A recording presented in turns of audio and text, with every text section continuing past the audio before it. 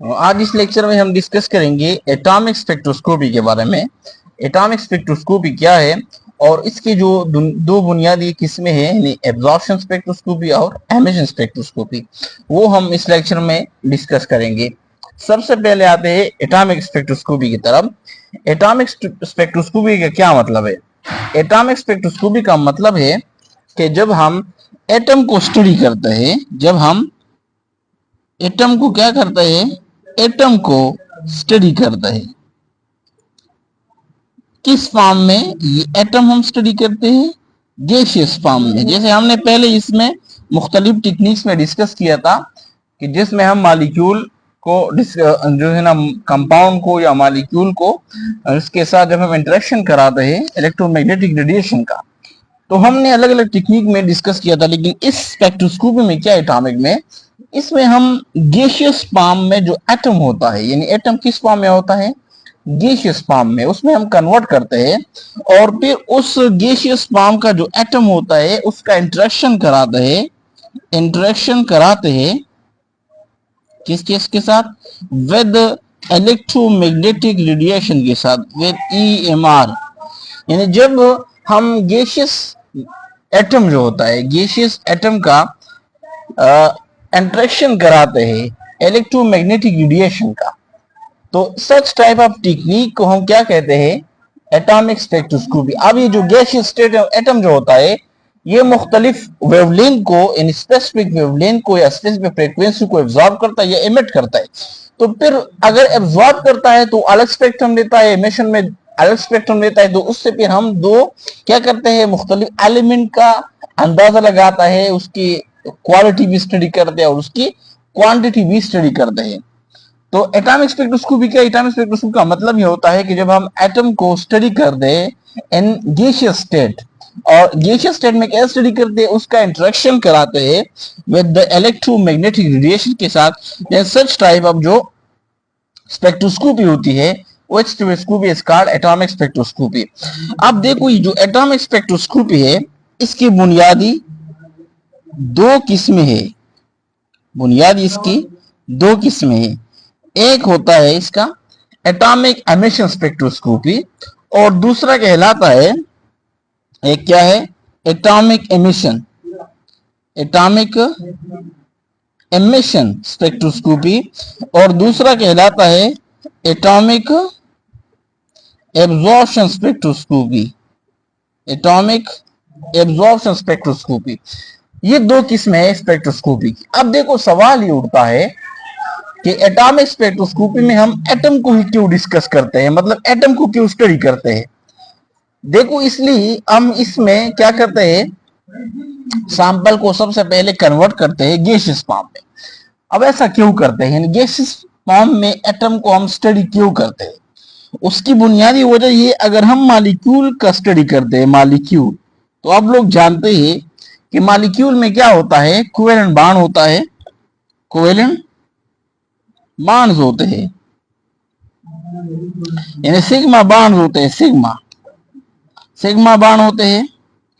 तो sigma bond क्या करते हैं? वाइब्रेशन भी कर सकता है, वाइब्रेट हो सकता है, वाइब्रेट करता है। इसी तरह पाई बॉन्ड भी हो सकता है, पाई बॉन्ड भी हो सकता है। तो वाइब्रेशन में क्या है, हमने IR में स्टडी किया था। इसी तरह पाई बॉन्ड हो सकता है, जिसमें पाई बॉन्ड में क्या होता है? सिग्मा, सिग्मा स्टार होता है, पाई स्टार, ये ऑर्बिटल होता है।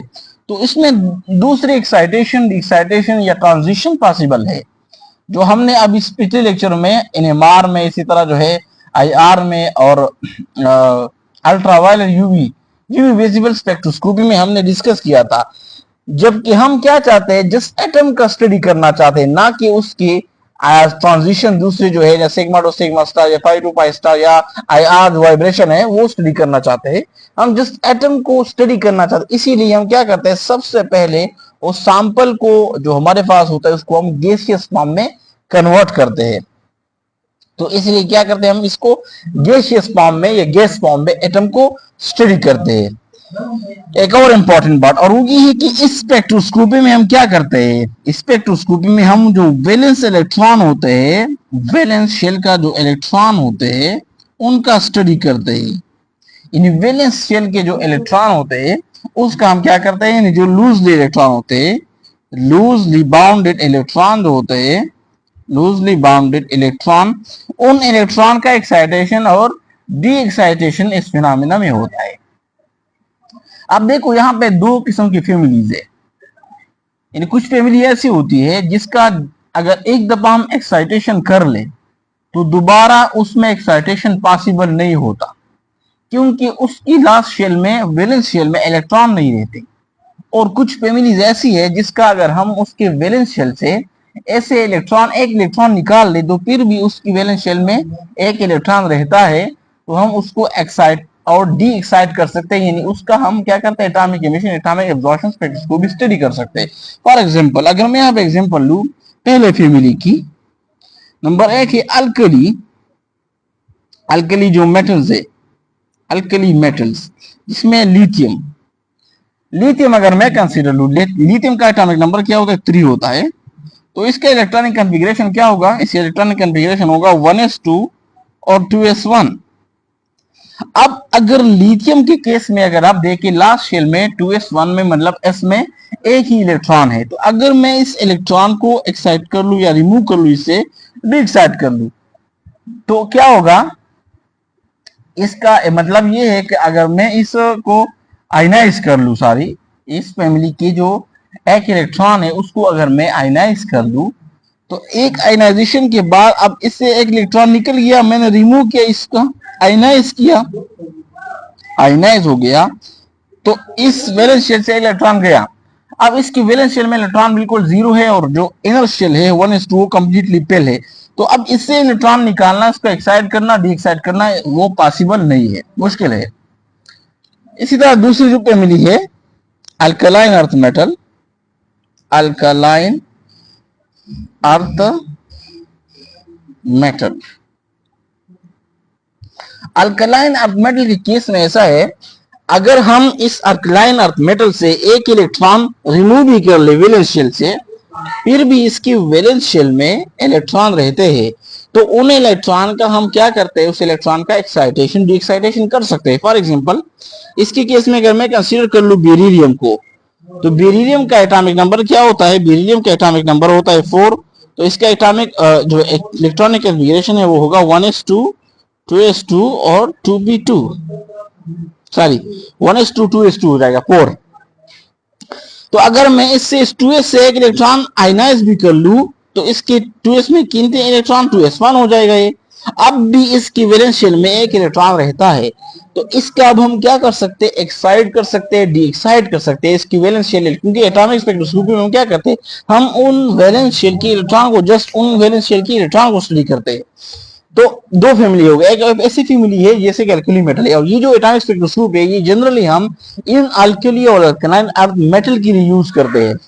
तो उसमें दो फैमिलीज हो गई, एक अल्कली मेटल की हो गई जिसका अगर हम आयनाइजेशन कर ले, एक इलेक्ट्रॉन निकाल ले, तो उसका फिर दोबारा उसकी वैलेंस शेल में इलेक्ट्रॉन नहीं रहती, तो जब नहीं रहते उसका हम एक्साइटेशन डी एक्साइटेशन नहीं कर सकते। दूसरे अल्कलाइन अर्थ मेटल जिसकी वैलेंस शेल से अगर हम एक इलेक्ट्रॉन निकाल भी दें, आयनाइज कर ले, तो फिर भी उसकी वैलेंस शेल में इलेक्ट्रॉन रहते हैं और हम उसका आयनाइजेशन जो है ना वो सारी एक्साइटेशन और एक्साइटेशन कर सकते हैं। अब देखो इंपॉर्टेंट बात यह है कि इसमें हम क्या करते हैं, जो सैंपल हम लेते हैं, सैंपल हम लेते हैं, उस सैंपल को हम क्या करते हैं, वो हम कन्वर्ट करते हैं, convert to gaseous state,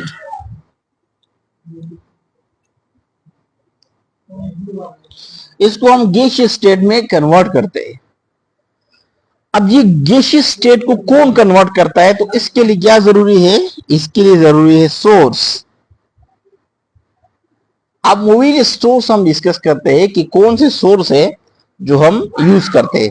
atomic emission के अलग होता है, एटॉमिक एब्जॉर्प्शन के लिए भी अलग होते हैं, सेम भी हो सकता है, और कुछ सोर्सेज ऐसे होते हैं जो कि एटॉमिक एब्जॉर्प्शन के लिए स्पेसिफिक होते हैं, और कुछ ऐसे सोर्सेज होते हैं जो कि एटॉमिक एमिशन के लिए उन स्पेसिफिक होते हैं, और बाद ऐसे होते हैं जो दोनों के लिए, बोथ के लिए कॉमन होते हैं। अब आते हैं उन सोर्स की तरफ कि कौन कौन सोर्सेज है जिसको हम इस जो है वो एटॉमिक एमिशन में, स्पेक्ट्रोस्कोपी में हम लेते हैं, उसको यूज करते हैं। तो पहले आते हैं एटॉमिक एमिशन और फिर एटॉमिक एब्जॉर्प्शन। तो यहां मैं दोनों को कंबाइन डिस्कस करता हूं। एक साइड पे होगा एमिशन, एमिशन के लिए जो सोर्स यूज करते हैं एमिशन सोर्स,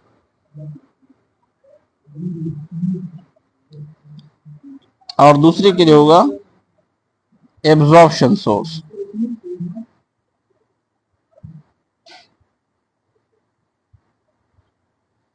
एक हो गया एमिशन और दूसरा हो गया एब्जॉर्प्शन। अब देखो एक सोर्स हम जो यूज करते हैं एमिशन में भी यूज करते हैं जो, और एब्जॉर्प्शन में भी यूज करते हैं, वो है फ्लेम। फ्लेम फ्लेम क्या करते हैं, यूज करते हैं सोर्स ऑफ एमिशन। और जब हम फ्लेम किसी एमिशन में यूज करते हैं तो इसी फ्लेम के सोर्स के बेस पे हम उसको नाम देते हैं।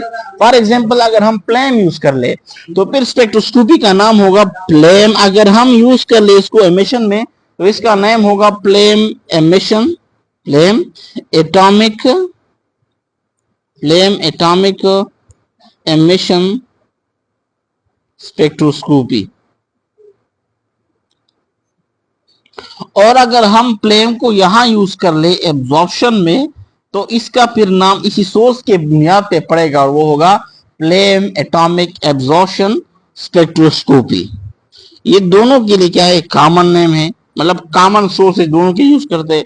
इसी तरह यहां पे हम यूज करते हैं दूसरा सोर्स जो है वो एसी आर्क है, एसी आर्क। तीसरा सोर्स यहां यूज करते हैं हम एसी स्पार्क, और यहां पे हम यूज करते हैं ग्रेफाइट फर्नेस जो कि एब्जॉर्प्शन के लिए यूज करते हैं, ग्रेफाइट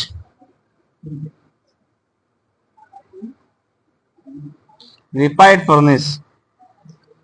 और थर्ड नंबर जो है वो है एसी जो कि एब्जॉर्प्शन के लिए सोर्स यूज करते हैं। और चौथा जो है वो है plasma.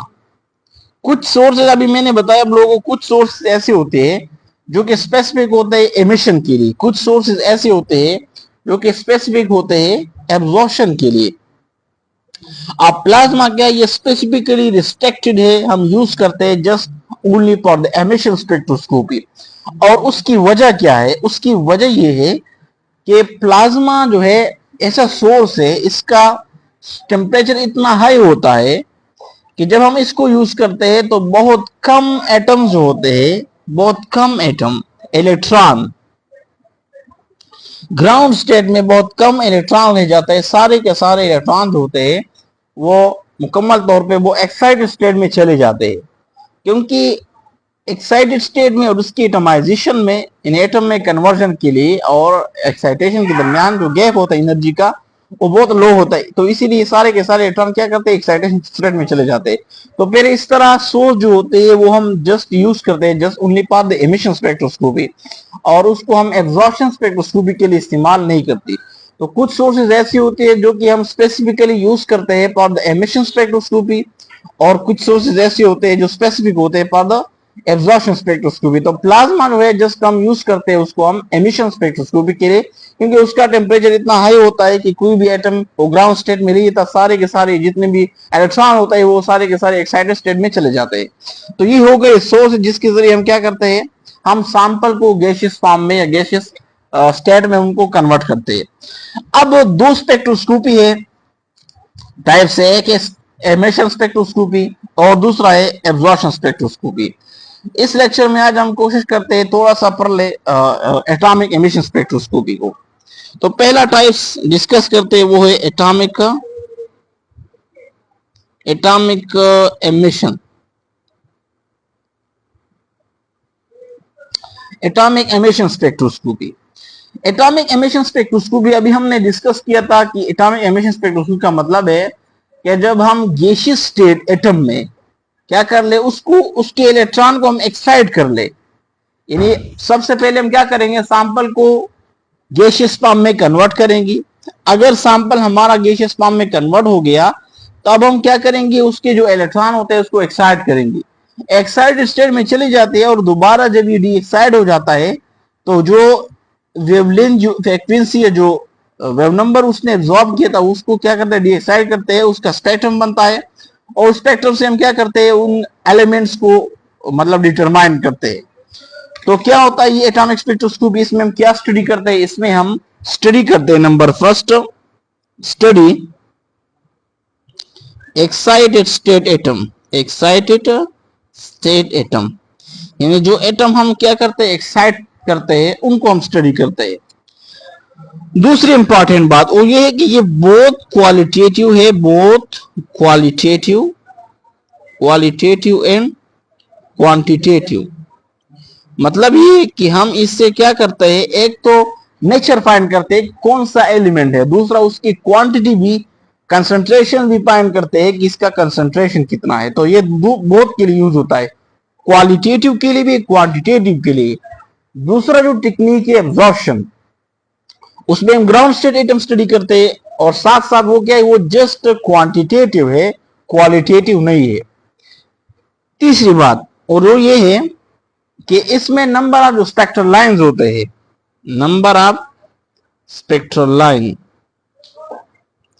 In the case of atomic emission spectroscopy में जो स्पेक्ट्रल लाइंस आते हैं, they are greater than atomic absorption spectroscopy. यानी जब ये एमिशन करता है और एमिशन के बाद रिजल्ट में जो लाइन स्पेक्ट्रम में आते हैं, नंबर ऑफ जो स्पेक्ट्रल लाइंस होते हैं, इसको हम स्पेक्ट्रल लाइंस कहते हैं। फॉर एग्जांपल अगर एब्जॉर्प्शन में ये 3 लाइन दिया तो इससे ज्यादा लाइन आएंगी एमिशन में। फॉर एग्जांपल वहां पे 4 आएगी, लेट सपोज कर ले 4, तो एमिशन में क्या होगा, जो नंबर ऑफ स्पेक्ट्रल लाइंस होंगे वो ज्यादा होंगे as compare to the number of spectral line in case of the atomic absorption spectroscopy, ये उसमें ज्यादा होंगे। अब क्या करते हैं, अब आते हैं प्लेन एटॉमिक एमिशन स्पेक्ट्रोस्कोपी की तरफ। यानी जब हम प्लेन को, एटॉमिक एमिशन तो है लेकिन जब हम प्लेन यूज करते हैं as a source of emission, तो फिर उसको हम कहते हैं flame atomic emission spectroscopy, flame atomic emission spectroscopy. तो अब आते हैं, अगर हम क्या करें, यूज करें प्लेन को एज अ सोर्स ऑफ, ये मतलब ऐसा सोर्स यूज करें जिसको हम क्या करें, उस सैंपल को कन्वर्ट करें गैसियस फॉर्म में।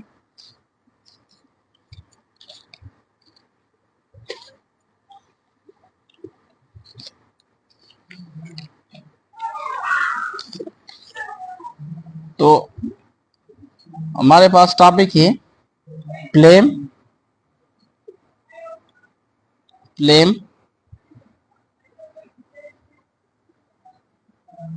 Atomic emission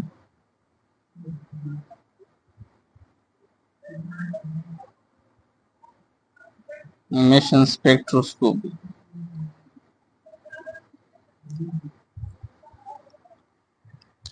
plane atomic emission spectroscopy,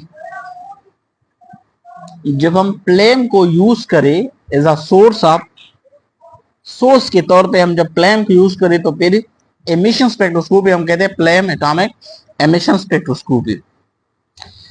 अब प्लेन का क्या काम होता है एमिशन में जब हम यूज करते हैं सोर्स, तो याद रखिए इसका डुअल फंक्शन होता है, dual function, perform dual function. यानी जो प्लेन होता है वो 2 काम करता है यहाँ पे इन केस ऑफ एमिशन में। नंबर फर्स्ट ये करता है is a function of atomisation. Number 1 एक करता है एटमाइजेशन, मतलब ये कि ये जो सैंपल होता है उसको ब्रेक करता है इनटू एटम्स, कन्वर्ट करता है इनटू एटम्स के फॉर्म में, इसको डिसोसिएशन भी कहते हैं। एटमाइजेशन करता है यानी जो सैंपल के अंदर जो हमारा सैंपल होता है उसके जो कंस्टिट्यूएंट होता है उसको कन्वर्ट करता है पूरा एटम्स में, तो उस प्रोसेस को कहते हैं एटमाइजेशन। दूसरा ये सोर्स ऑफ एक्साइटेशन भी यूज होता है, एक्साइटेशन यानी एक तो क्या करता है ये एटमों में कन्वर्ट करता है सैंपल को, दूसरा ये कि सिर्फ कन्वर्ट नहीं करता एटम्स में बल्कि उन सैंपल्स को एक्साइट भी करता है। इन एटम्स को, जो एटमाइजेशन होता है ना, एटम्स में कन्वर्ट हो गए तो एटम्स क्या होंगे, गैसियस फॉर्म में होंगे, तो फिर उन गैसियस फॉर्म को डायरेक्टली क्या करता है, एक्साइट भी करता है। और तकरीबन हम 70 एलिमेंट ऑलमोस्ट मोस्ट एलिमेंट जो है ना वो इस टेक्निक से, याद रखिए तकरीबन इसमें 70 elements, almost 70 element, mostly, most जो है ना, मोस्ट ऑफ द एलिमेंट्स वो हम इस टेक्निक के जरिए क्या करते हैं, स्टडी विद दिस टेक्निक।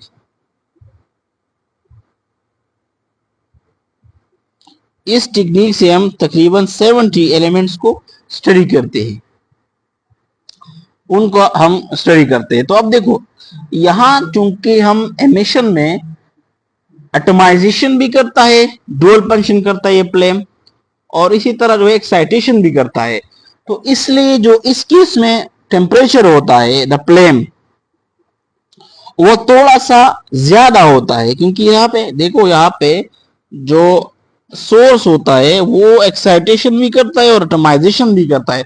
तो एक्साइटेशन इसलिए करता है क्योंकि इसमें हम क्या करता है, इसका जो टेम्परेचर होता है वो हम लिखते हैं लिटिल मोर, लिटिल मोर, थोड़ा सा ज्यादा रखते हैं, क्योंकि इस केस में ये डुअल फंक्शन करता है, एटमाइजेशन के साथ एक्साइटेशन भी करते हैं। तो सोर्स का जो टेम्परेचर होता है वो थोड़ा सा हम क्या करते हैं, ज्यादा रखते हैं। जबकि इन केस ऑफ एब्जॉर्प्शन में वो हम क्या करते हैं, एब्जॉर्प्शन में चूंकि एक्साइटेशन जरूरी नहीं होता ना, एक्साइटेशन हम नहीं करते, वहां पे ग्राउंड स्टेट हम स्टडी करते हैं, तो वहां पे सोर्स का जो टेम्परेचर होता है, सोर्स का जो टेम्परेचर होता है, keep little less, keep little less, हम थोड़ा सा कम रखते हैं वहां। अब चूंकि यहां पे हम सोर्स यूज करते हैं प्लेम को, तो अब आप लोग के तो कोर्स में तो ये शामिल नहीं है कि प्लेम का स्ट्रक्चर क्या है, लेकिन मैं यहां इस लेक्चर में थोड़ा सा आप लोगों के सामने थोड़ा सा वजाहत करता हूं। सोर्स अब जो है एटॉमिक स्पेक्ट्रोस्कोपी की जो है प्लेम है, उसका स्ट्रक्चर आप लोगों के साथ थोड़ा सा इसको मैं यहां डिस्कस करता हूं। तो अब डिस्कस करते हैं structure of flame, structure of the flame. Flame का स्ट्रक्चर कैसे होता है, स्ट्रक्चर, स्ट्रक्चर ऑफ प्लेन। यहां मैं रफली एक डायग्राम ड्रा करता हूं।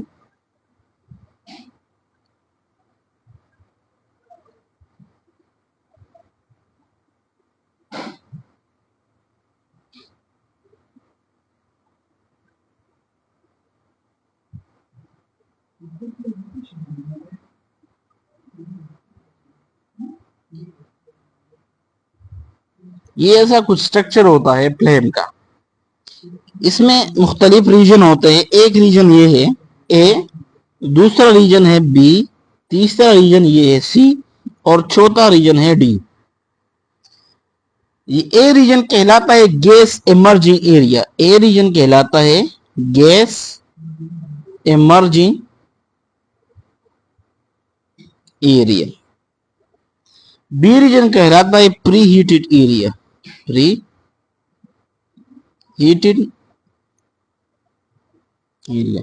सी रीजन जो है ये कहलाता है कंबस्शन एरिया, कंबस्शन एरिया। और डी रीजन जो है वो कहलाता है आउटर मेंटल, आउटर मेंटल। और जो सी रीजन है इसको इनर मेंटल भी कहते हैं, इनर मेंटल भी कहते हैं।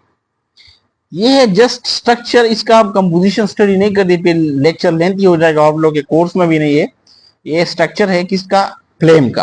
अब एक और इम्पोर्टेंट बात मैं बताना चाहता हूं आप लोगों को, और ये है कि जो फ्लेम होता है उसमें हम मुख्तलिफ मतलब यूज करते हैं टेम्परेचर, और जब हम मुख्तलिफ एलिमेंट होते हैं और मुख्तलिफ एलिमेंट के लिए हम मुख्तलिफ किस्म की फ्लेम लेते हैं, उनका टेम्परेचर मुख्तलिफ होता है।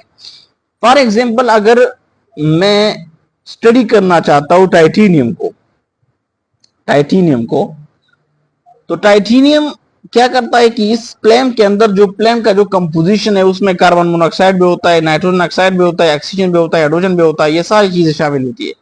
तो जब टाइटेनियम को हम स्टडी करते हैं इस फ्लेम के अंदर, तो ये टाइटेनियम क्या बनाता है, टाइटेनियम ऑक्साइड बनाता है। और ये टाइटेनियम ऑक्साइड क्या करता है, ये इतना स्ट्रांग होता है कि ये उस टेम्परेचर पे, कम टेम्परेचर पे ये डिकम्पोज नहीं होता। अब देखो जब हमें क्या चाहिए, हमें एक एलिमेंट फॉर्म में एटम चाहिए, ऑक्साइड नहीं चाहिए। तो अगर हम टाइटेनियम को जिस तरह यूज करेंगे तो टाइटेनियम ऑक्साइड बनाता है और टाइटेनियम की स्टडी करना फिर मुश्किल हो जाती है। तो फिर टाइटेनियम जैसे एलिमेंट को, जैसे ऐसे एलिमेंट जो कि उसका ऑक्साइड बनता है और वो इतने स्ट्रांग होते हैं कि वो डिकम्पोज नहीं होते, मान लगे 1700 डिग्री सेंटीग्रेड पे, 1800 डिग्री सेंटीग्रेड पे। तो फिर हम ऐसे फ्लेम को प्रिपेयर करते हैं, मुख्तलिफ फ्लेम्स होते हैं, उसका मुख्तलिफ टेम्परेचर होता है, क्योंकि आप लोग के कोर्स में नहीं है, मैं आप लोगों को सब चीज बताना चाहता हूँ सिर्फ। तो फिर हम क्या करते हैं, ऐसे फ्लेम यूज करते हैं, उसका हाई टेम्परेचर होता है, ऐसे टेम्परेचर पे ना हम उस एलिमेंट्स के लिए सेलेक्ट करते हैं कि अगर प्लेन के अंदर ये ऑक्साइड भी बना ले तो ऐसे टेम्परेचर जरूरी है कि वो उस ऑक्साइड को दोबारा क्या कर ले, डिकम्पोज कर ले। यानी टाइटेनियम ऑक्साइड बना भी ले तो उसी टेम्परेचर पे, उससे टेम्परेचर हम सेलेक्ट करेंगे ताकि ये ऑक्साइड मुकम्मल तौर पे डिकम्पोज हो जाए और हमें एलिमेंटल फॉर्म में, एटम के फॉर्म में, वो पेवर फॉर्म में जो है ना वो एटम हमें अपटेन हो जाए और हम उसको स्टडी कर ले। अगर हम टाइटेनियम को टेम्परेचर हाई नहीं रखेंगे तो फिर इसमें क्या होगा, उसमें ये होगा फिर ऑक्साइड बन जाएगा और ऑक्साइड का जो है वो उसका स्ट्रक्चर और उनका जो प्लेन होगा वो अलग होगा, उसका वेवलेंथ और लेमडा और सब कुछ जो है ना वो अलग होगा एलिमेंट फॉर्म से। तो इसलिए हम क्या करते हैं, उसके लिए फिर अलग प्लेन यूज करते हैं। तो हर एलिमेंट को आप स्टडी करेंगे किस टेम्परेचर में हम उसको स्टडी करें, तो उस टेम्परेचर के लिहाज से आप क्या करेंगे, उसके लिए अलग अलग प्लेन जो है ना वो सेलेक्ट करेंगे।